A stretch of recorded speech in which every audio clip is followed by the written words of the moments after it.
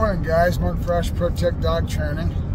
Up at dark 30 this morning. It's about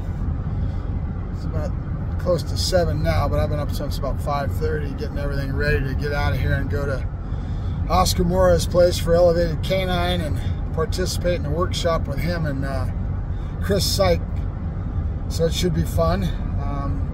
Be interesting to see how they lay that out. The difference between a workshop and a seminar. Workshop basically going to be a lot of us out there with dogs and getting our dogs worked individually and all sitting around watching each other's dogs work, and then Chris will probably take most of the bites, but who knows how they're going to lay out the particulars. I know they've got a running list, which is common. You get out and they'll have a whiteboard and they'll have everybody's name on the whiteboard and everybody follows in order for whatever the host has laid out, and or a dog event, trial, whatever it may be. It's always kind of the way it is. But so the seminar would be somebody like Justin Rigney showing up and giving a presentation and then staying centered on it. And he might work a few dogs, depends, but it's more of a Yack session from the person putting it on and discussing some particular points with a slant from whoever's putting that on, you know. So it's interesting. So today should be fun. I've taken Bruno, which is a customer's dog that I'm building, and Bruno is a green dog. He's had basically 1 or 2 decoys. Chris has taken a bite off him when he first came in the country. He came in at 6 months of age because they can't ship dogs from over in that part of the world anymore. I think we're the ones with the rules, but so now the dogs are only allowed to be shipped out at 6 months of age instead of puppies. We used to be able to get puppies shipped over, which in my mind is a lot better because we can mold and shape the dogs with what we want. In this case, this dog was imprinted and molded and shaped, and his genetic background is predisposed to Schutzen, which means he's a prey monster. He is totally a prey monster.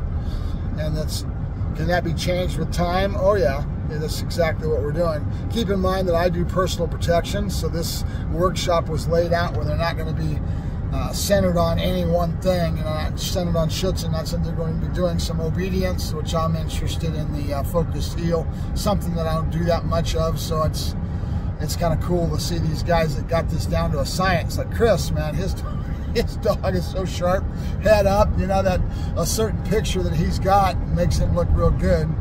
Plus, they've got the camera angles wired, so it really accents it really well. That takes hours and hours of work, and really their primary, when they do their obedience and everything, that's their whole look. Because when you think about it, most trials, when you're out there doing your obedience routine, healing is a lot, right? And so they get into that, and it's kind of the social norm, having that picture-perfect, prancy type of work. So I do personal protection and I don't get into it as much, but I'm kind of swaying towards that way. I'm hanging out with a Schutzen club. A good friend of mine's got a Schutzen club, and I'm kind of asking a lot of questions that are relative in my own way to try to get other people to reach to learn and grow around me at the club, because I've got all kinds of things. I'll give you a good example of this. For the longest time, I have a left-hand turn that comes from way back, and I still teach it this way to this day, where everything's pivot on the ball of the left foot. And when you do that, there's a lot more modern type of ways of doing things where they do a right pivot and you move the left leg and the dog has to follow the left leg. And it looks better, it gives the dog a better chance to stay up with you. And I was always of the old school and getting a dog to really be in tune with you, but it causes activity. There's all kinds of things. I'm going over it now and trying to start to learn to step properly and look a little better in that regards.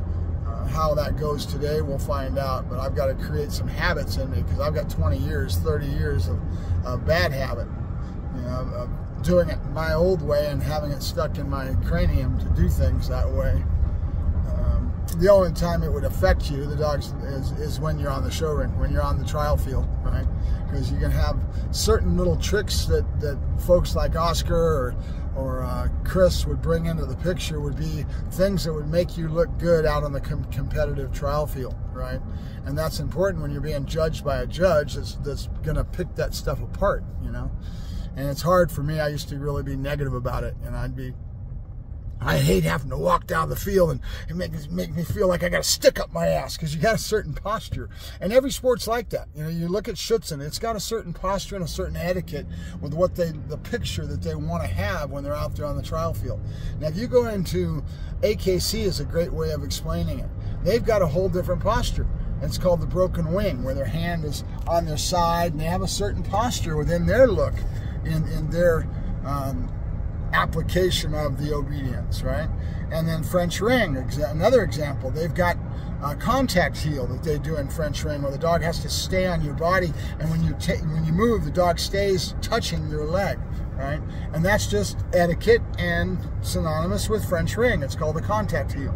You know, is one better than the other? I don't think so. It's different. That's all. It's just different, and it's what the sport requires individually, right?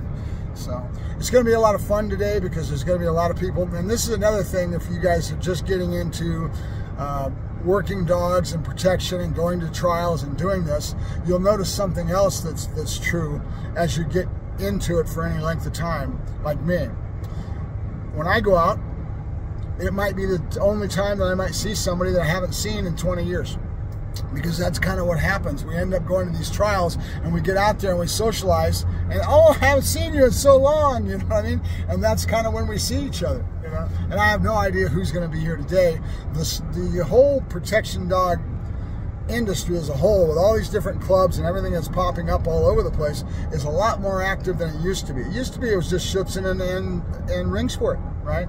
Now you've got ring sport, Schützen, PSA, Canine Street League, AWPDA, whatever it is. There's all kinds of different things, activities that you can go to with a bite work type of work and a working structure for working dogs, right? And it's all over the place, you know. United States Schützen with Debbie Zappia, that's getting more popular all the time. So there's a lot more of different sports with different criteria based on their social aspects of how they put it together and what they do, and it grows, and it's interesting. So I have no idea who's going to be here today. I'm going to probably see some people that I know, and then there'll be a lot of people that I don't know. I think Oscar made a mention that there's even somebody coming from out of country, which is kind of cool. Or there's always where we'll have a couple of people from out of state, but we'll find out. It'll be interesting to see who all is there.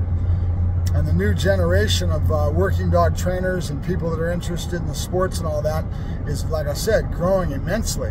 So there's all kinds of fresh faces in the sport, and what I call the kids, because I'm a little older than that. But you know, it's all good. It's kind of cool in its own way. So our sports and all our working dog activities are growing like a weed. It'll be interesting to see what happens in the next few years. All right, that's about it. Mark Farash, Protect Dog Training, looking to go have a fun day at Oscar Mora and Chris Sykes' workshop. Talk to you later. I'll give you a report at the end of the day, maybe tomorrow on my way as I drive in on Sunday, because we're going Saturday and Sunday. It'll be interesting. Talk to you later.